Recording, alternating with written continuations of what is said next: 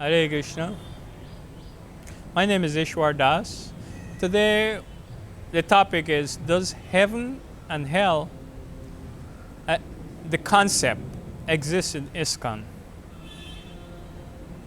First of all, let's clear this point. This is not a concept. This is a reality. There is a heaven and there is a hell. There is a material world and there is a spiritual world. Oh, what is your proof? Okay. First of all, everything you see in life has a equal and opposite effect. You see water, there's fire. You see darkness, you see light. You see art, you see the material world, then obviously there must be a spiritual world. There is happiness, naturally there is distress. So there is a heaven where people are happy, and naturally there is a hell where people are miserable. This is not a concept. This is a reality in which you are living in. But because your eyes only allow you to see maybe a mile, that does not mean beyond 5 miles things doesn't exist. This is gross foolishness. Just like because you're on this planet right now, but because you can't, the other planets, they are so far away, they appear like small little objects, shining stars. That doesn't mean that they are not planets. It is just that you has the wrong eyes. If you had the right eyes, you would have seen. Just like if you have the eyes of a crow or an eagle, then you can fly like 5 miles in the air and see a rat or a frog on the floor. But you don't have that kind of eyes. But that doesn't mean that 5 miles away from your eyes, there is not a rat or a frog on the floor. It's not true. It is. It does exist. It's just that you have to have the eyes of an eagle to see it. So, in the same way, because you don't have the eyes to see even 5 miles away, how can you, in other words, see a planet that is hundreds and thousands of miles away? How can you see that? So, since this is a planet, there are other planets.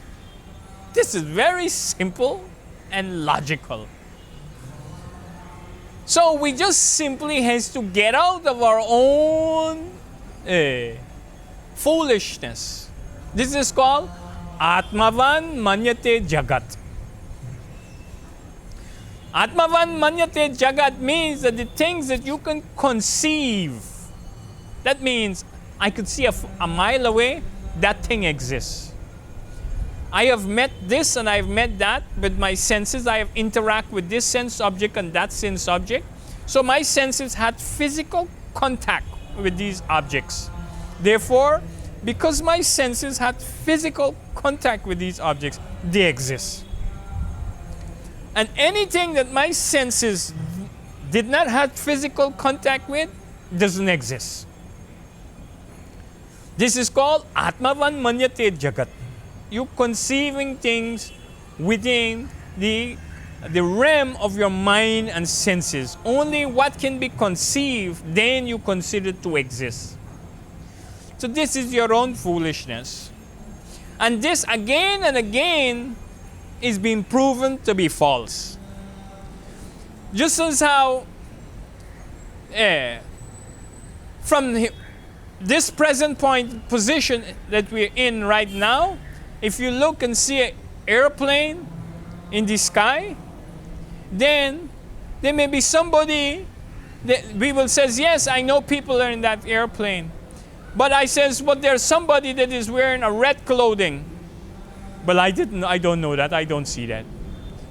But not because you don't see that, it doesn't mean somebody is not wearing a red clothing.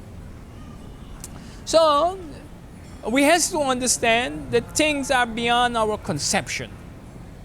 So, therefore, there is planets. These, what we call stars, they are planets.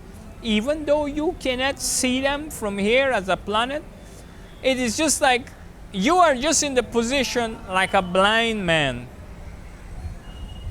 A blind man could say, well, I don't see the sun. They really don't exist for me. That's factual for him because that is his disease condition.